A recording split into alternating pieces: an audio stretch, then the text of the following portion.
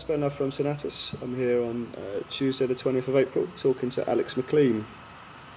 Alex, could you give us a brief introduction?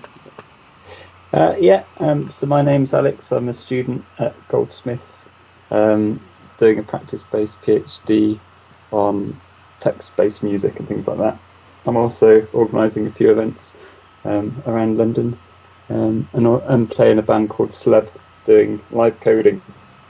So making music by writing code, sort of techno music usually. Sure. With a couple of friends. One's Dave Griffiths and the other is Aid Ward. We work together, each live coding in our own systems we've made. I've been involved in the Placard Headphone Festival, which started in Paris about 12 years ago, just as a small festival where people just listen on headphones to performances in someone's apartment. That became an internet festival very quickly, just because people wanted to do the same thing in Japan, I think. And so they just did it at the same time. And they're pretty extreme, so they have these sort of 24-hour or 72-hour non-stop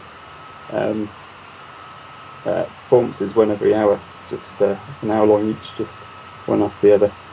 So time zones don't really matter at all, because it's just on all the time for 3 days. If you need to sleep, you just sleep in the corner or something. They're pretty extreme in Paris. So are the performances being streamed as well? That's part of it? Yeah. So they'll have, I think the original idea was to have 2 rooms, one being Paris and one being Japan, and you just move to one and the other. If you're in Paris, you go to the Paris room to actually see someone performing, and if you wanted to go to the Japan room, you just listen to people. So yeah, nice simple idea, worked very well. I think the guy who started it in Paris was Eric Minkonen, and we started doing similar things in London a few years ago, and I helped rebuild the Placard website as well. And so it's a completely open festival. Anyone can make a placard, whether it's in your house or it could be anywhere, because there's no sound system.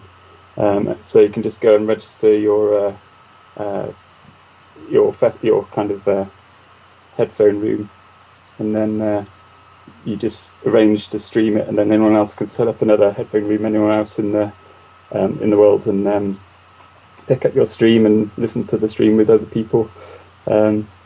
So yeah, it's kind of a self-organising festival. So as I say, it started off being sort of 24-hour, I think, and moved on to 72-hour, but now it's all the year round. And sure. Yeah, if you go to leplacard.org, you can see what festivals are happening near you. I mean, I haven't got really smartphones yet, and I'm a bit worried about how they're going in the way, because they're very closed platforms. There's so much you can't do with them, at least with the iPhone. I think with Android becoming more popular, maybe that'll change. But yeah, it's hard to say. I mean, as a programmer, I find it quite worrying that I can buy these little, very powerful computers, and I can phone people with them, and I can buy applications, but I can't actually run my own software on there unless I give Apple some money. And then they might reject my application, so I won't be able to share it with anyone else. So yeah, I see that as quite worrying for this kind of thing, really. Sure, so that's not going to entice you to get your hands dirty and start making iPhone apps, and by the sound of it. No, I can't quite bring myself to buy an iPhone, just because I like giving other people my software, without any conditions. I like giving people my source code. I like, when I perform, because we're live coding, we're making software as we go, and I like projecting my screen so people can see exactly what's going on, even though they might not be interested. I think it's a nice gesture just to have the openness there. These language environments, you don't have to work on the language itself. You can just write code within that language environment and make your own little patches. And this is really end-user programming, so you're kind of writing code for yourself. I mean, you're describing your music, so if you're sharing that code, then that becomes very much an artistic collaboration, rather than sort of.